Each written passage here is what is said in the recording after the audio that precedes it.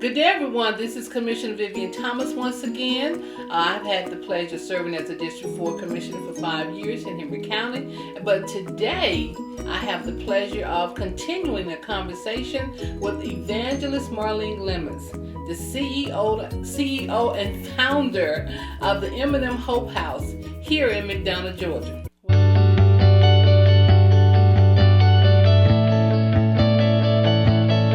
Welcome, Ms. Marlene. Thank you. You ready Glad for to segment be here. two? I am. The one thing that we all know about Miss Marlene that she is in the community. She doesn't talk about it, she's in it. So my question to her is, what community did she start her ministry in of serving people? Is it this community or was it another community? I live in DeKalb County, so I started in the DeKalb area. Mm-hmm. My first facility was on Candler Road in Atlanta, and we quickly outgrew Candler Road in 6 months. Wow. And then we moved to Memorial Drive, which in another 6 months we had outgrew Memorial Drive. However, we were enjoying there. And we could not afford the building. They went up on the facility and we couldn't afford it. So the bishop and his wife offered us McDonough, the facility at the church. My first response was no, because I didn't want anybody telling me how to run it and what to do. So I said no, but then it came down to a situation where we had no choice. And I like to say this was the best decision we ever could have made. We've been so blessed being here in Henry County. Wow. You know what? I heard from you that your growth in 6 months spans actually forced you to some other place. You did. There are a lot of nonprofits, Miss Marlene, who are struggling just to make it day by day. You've been here 20 years. And I often hear people say things like, I really want to help people. I really want to help senior citizens. I really want to do the food this. What do you say to these people? Do they need to get some kind of training? Do they need to be under some type of mentorship? Do they need to come learn? The passion is there, but what else do they need? First of all, you do need the passion and the desire to do it, because you're going to have to, first of all, put yourself in it. Self-denial is very important. It's a lot of work. You have to be willing to learn. God put it in my spirit to go to school. First of all, let's just say this. We didn't have a facility. One of the ministers or pastors, he allowed us to use his facility. We started out in the yard.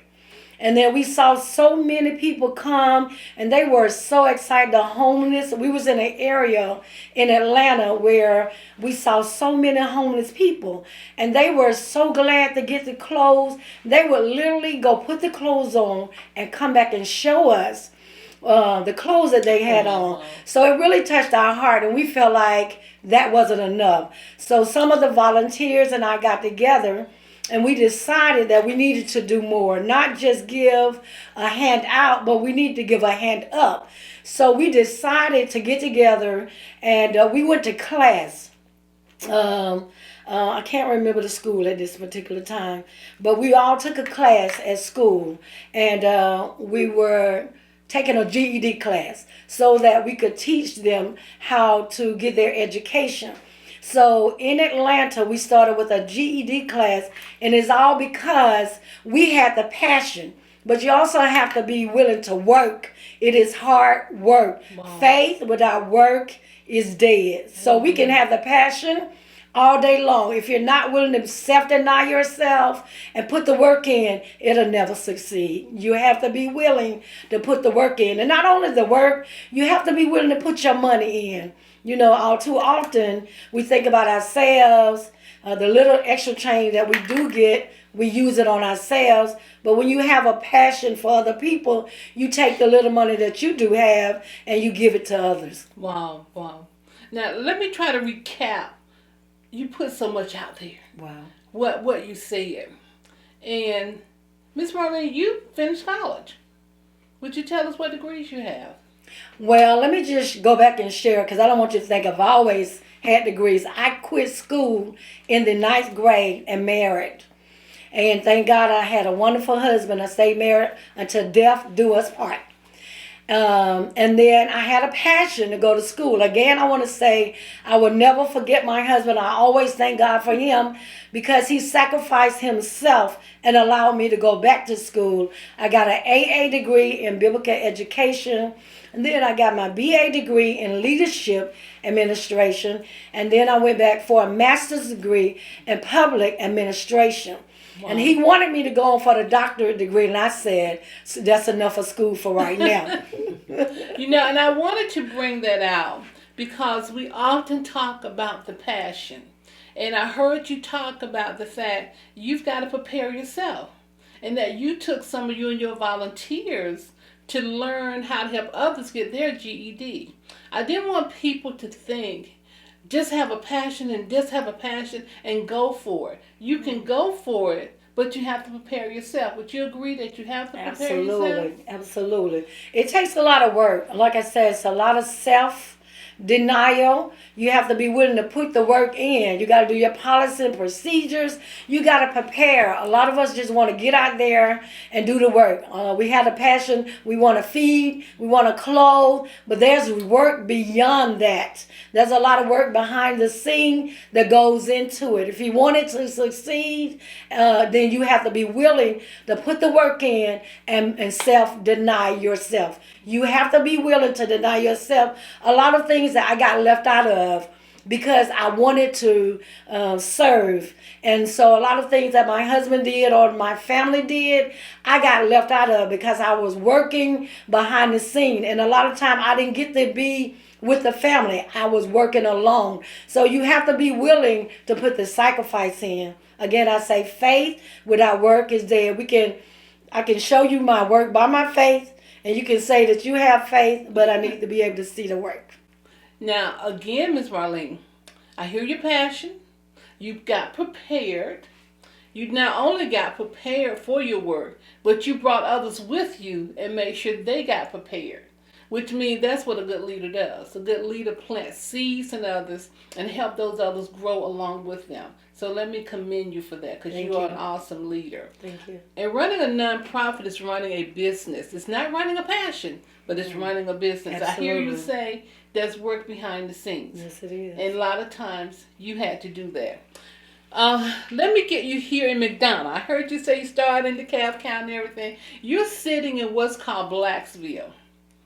And I didn't believe Blacksville was real until I met you. But we're sitting in Blacksville today. What attracted you to this community?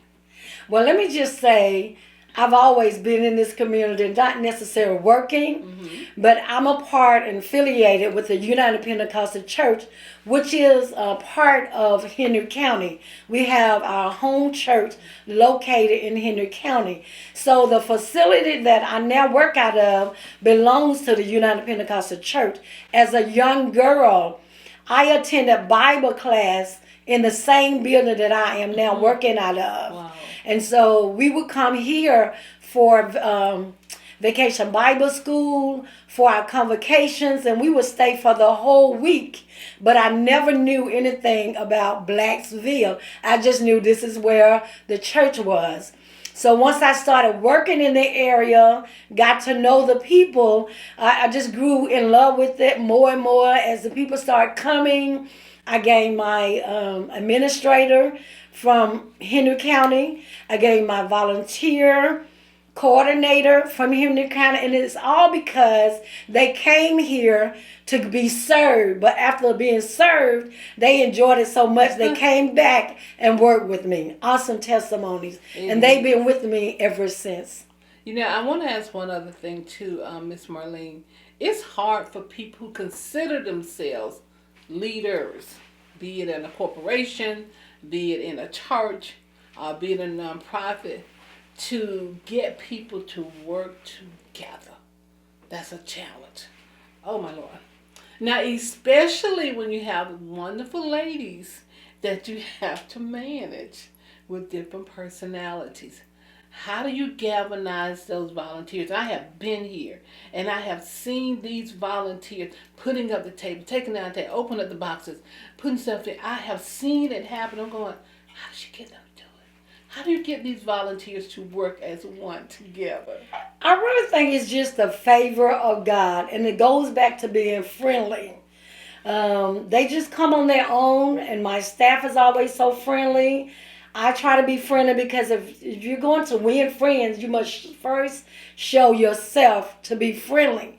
So when they come with a willing mind, and they come ready to work. So it's not like we have to persuade them. They're just already willing to work. So whatever we ask them to do, they're just already ready to do it. And I always, I'm not one of those persons that think I know everything. My staff will tell y'all, like, what do you think about this? What do you think about that? So when the volunteers come in, they feel our togetherness. And so they want to be a part of togetherness. A lot of them don't have a sense of family. So when they come here, they feel a sense of family. You've had the head of Home Depot here. You've had judges here. And people didn't know they were judges, but they were here, serving the chicken and everything else. You've had commissioners here. You've had presidents of different corporations here, all right here in Blacksville doing one thing, service. So when we say volunteers, you've been able to galvanize different levels of people who look forward each year to come here and actually be fighting to get here. Like, she said, well, I have enough. No, I'm coming. I have enough. No, I'm coming. And I want to say that to you all. So if you're ever looking for a place that's authentic and giving back to the community, look for the M&M Hope House and give your services there and your money to this nonprofit. We have to wind this part up right now, Miss Marlene, but the community's your heart. What do you want to say to your community? What do you want the community to know about you, 20 years of service, and the M&M Hope House? I just want the community to know that we are here for you. We enjoy the work that we do. My staff loves people. I love people. And when you come here, we have no doubt that you will enjoy. You'll feel the love.